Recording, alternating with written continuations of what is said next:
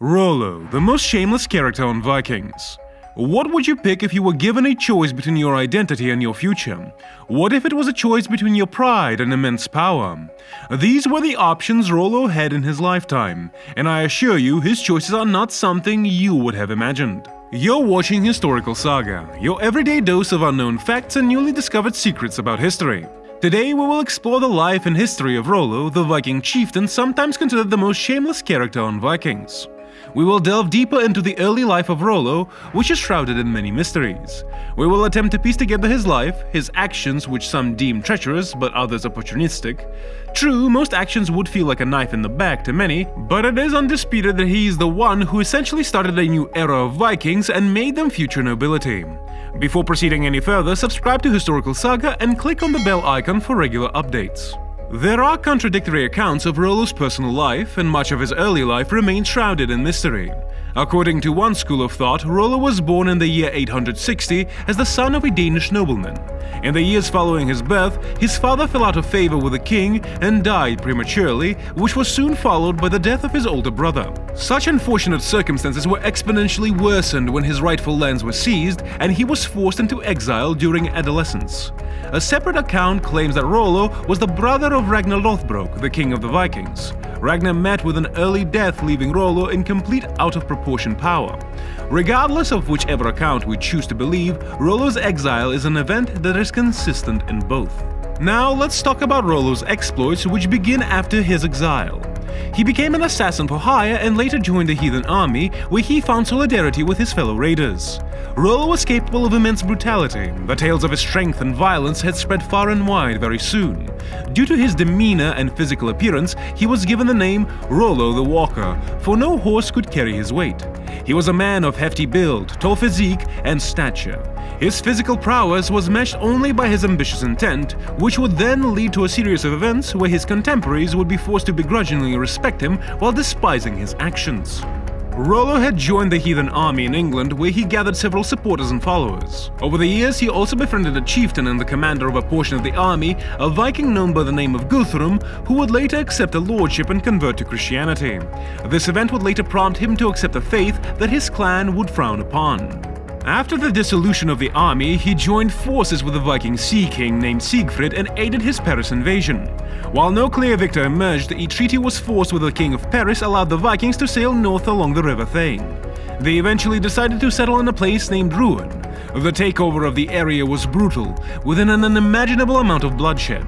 The Vikings under the leadership of Rollo then proceeded to extort the locals, gathering large amounts of money and possessions. Eventually the lands taken over came to be known as Normandy. Though barbaric and cruel, this hostile takeover would provide the Vikings with a rich settlement, somewhere to lay down roots and later exploit the geopolitical benefit. It was essentially a small clan that was created. The widespread destruction and the spread of mayhem since the rise of Rollo to power attracted the attention of King Charles. This led to the Great Battle of Clare in the year 911. Though Rollo was defeated, his immense power forced the king to settle and find a middle ground. The Treaty of St. Clair was drawn with a few conditions. The king decreed that Rollo would be made the rightful owner of the lands that he had captured, but demanded that he defend the lands against other Viking invaders and renounce Thor and Odin with conversion to Christianity. He was offered the lordship of Normandy, which he gladly accepted.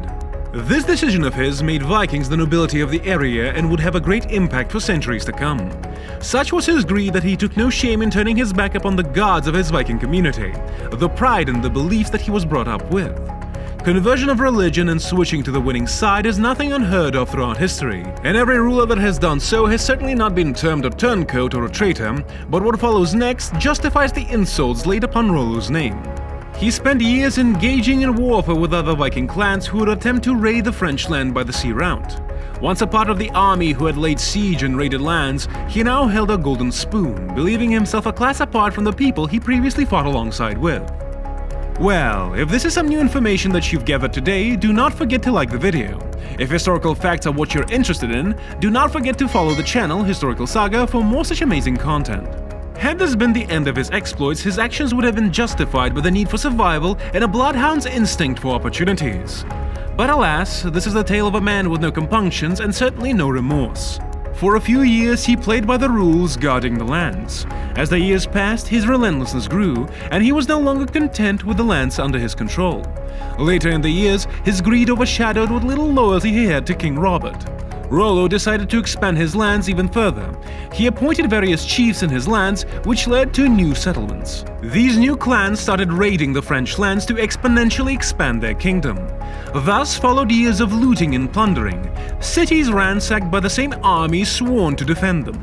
At the same time, a usurper would begin to garner popularity, which would lead to him facing King Charles in battle.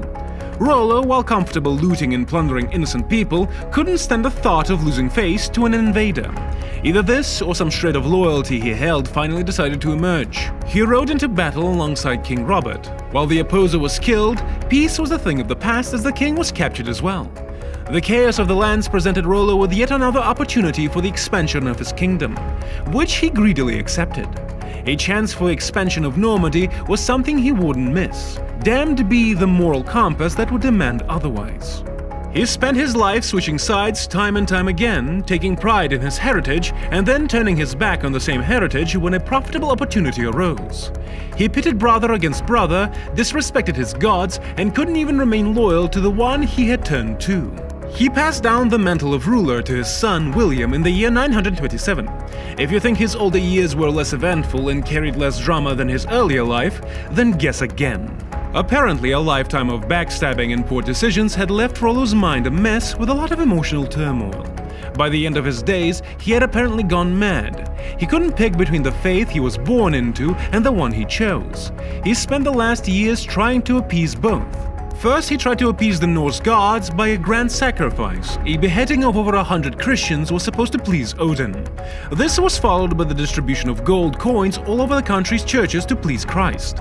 I'll take a wild guess and say neither of them were particularly happy with his actions. Talk about fickle emotions, huh? Rollo had the presumptiveness to turn his back on each faith he devoted himself to and believed that he could please all gods if he undertook such drastic measures. If nothing else, Rollo was definitely a hypocrite.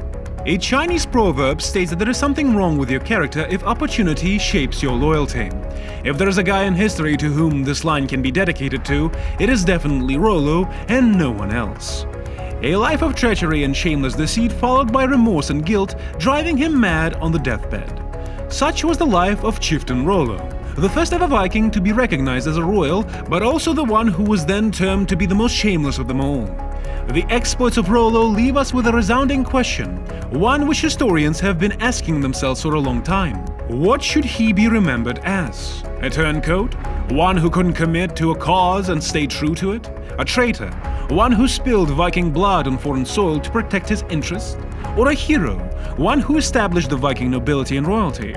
This is a question I cannot provide an answer to, but I hope you will ponder upon it. So with this, we conclude our topic for the day. If you found the video fascinating, do show your appreciation by dropping a like. Be sure to comment and tell us what you liked. Follow us for more such amazing content in the future, and click on the bell icon to have the latest updates.